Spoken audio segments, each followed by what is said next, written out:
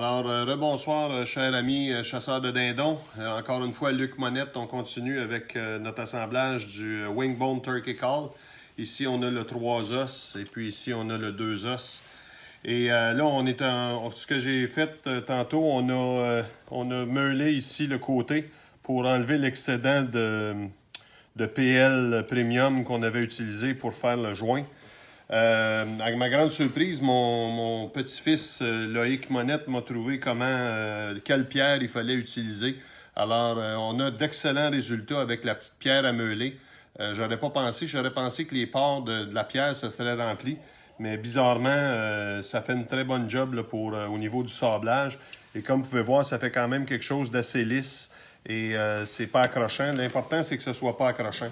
On est rendu à l'étape de mettre de l'époxy. Alors, juste vous mentionner, quand on se prépare à faire des cales comme ça, il faut se préparer d'avance.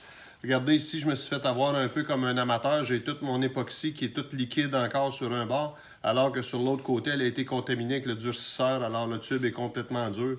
Fait que je ne pourrais pas me servir de cet époxy-là. Alors, j'ai été obligé de prendre un autre tube d'époxy 5 minutes que j'avais. Mais je dois avouer que ce n'est pas mon préféré parce que celui-là, il est jaune translucide. Alors, malheureusement, mon cale ne sera pas translucide comme d'habitude. Il va être plutôt un petit peu jauni sur les jointures. Alors, juste vous mentionner comment je l'étends. Ce que je fais, c'est que je vais prendre avec un petit pinceau comme ça de l'époxy et je vais aller tout simplement badigeonner la jointure comme ça pour lui donner, premièrement, de l'imperméabilité et deuxièmement, aussi de la force parce qu'évidemment, l'époxy est très, très forte et ça remplit les pores. Ça nous garantit aussi une étanchéité au niveau de l'air, évidemment, parce que la qualité d'un cale, d'un Wingbone Turkey Call, c'est justement son étanchéité. Regardez l'époxy, quand on la dépose, ça fait vraiment comme un job de plastique, là, et ça vient vraiment comme se mouler à même l'os. Et finalement, je pense même qu'avec avec cet os-là, qui a un petit peu de jaune, de gras de dindon, je pense que ça va même peut-être donner des meilleurs résultats que si j'avais pris de l'époxy transparente. Finalement, je vais avoir des bons résultats parce que je pense que ça va se confondre un peu avec la couleur de l'os, tout simplement.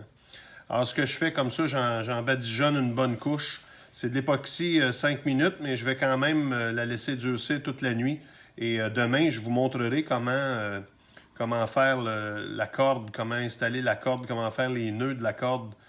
C'est des nœuds spéciaux pour cette corde-là qui fait que le câble est continuellement ajustable là, dans notre cou parce qu'on peut s'en servir pendant qu'on chasse à l'affût ou encore lorsque les dindons sont en approche et qu'on est en train de sélectionner quel tome on va manger pour les fêtes. Alors, en gros, c'est un peu ce que ça donne. Si vous regardez de proche, là, on voit ici ce que ça donne comme texture. Ça fait une belle job. Et si on excède un peu comme je l'ai fait ici, ce qu'on peut faire, on peut prendre un essuie-tout tout simplement. On vient enlever l'époxy excédentaire comme ça. Et puis, ça fait une belle job quand même. On fait juste l'essuyer tout simplement sur l'os et on va le laisser sécher sans excédent, comme ça. Et parce qu'après, vous comprenez bien que c'est la couche de finition. On ne viendra pas... La seule chose qu'on va pouvoir venir faire après, si on veut, c'est décorer le cale de dindon. On peut le faire comme je l'ai fait avec le mien. Ou encore, on peut carrément là, venir graver à l'intérieur de l'os, là, sur l'os. C'est un os, donc ça se grave assez bien. Et par la suite, on peut même le vernir et ça va le protéger des intempéries. Comme je le mentionnais l'autre jour, ce que je fais, moi, avec mon cale, lorsque je le prépare, je vais souvent aussi mettre dessus de l'époxy carrément ici sur le bout de la bouche du cale de façon à protéger l'os parce que c'est quand même une partie qui est plutôt friable. Alors là, j'ai enlevé mon équipement que je me sers pour le laisser reposer. Alors, je n'ai pas de place pour le déposer. On va le déposer comme ça.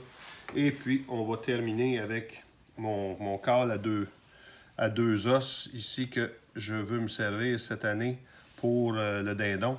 Alors, comme j'expliquais dans les vidéos antérieures, le deux os a un son différent du cale à 3 os. Il y a un son un petit peu plus aigu. Mais c'est quand même des bons cals, là, puis ça fait un appel qui est un peu différent, tout simplement. Alors, on l'a ici comme ça. Avec celui-là, je l'installe ici pour le faire sécher. Et voilà. Et puis, je pourrais peut-être en profiter justement parce qu'il me reste de l'époxy. Oups! Il faut faire attention pour ne pas aller se coller les doigts dessus. Évidemment, on vient de le finir. Il n'est pas sèche. Ce que je vais faire, je vais aller tout simplement donner une petite couche ici, le long, juste comme ça, pour donner un petit peu de force à l'intérieur de la bouche de ma flûte, pour m'assurer d'enlever un peu de friabilité pour pas que ça soit cassant si jamais je m'assois dessus avec mon sac à dos ou si on l'accroche dans la carabine, dans notre fusil ou des choses comme ça. Alors, c'est quand même comme ça. Ça a l'air de rien, mais ça y donne beaucoup de force d'aller mettre un petit peu d'époxy sur l'embouchure comme ça.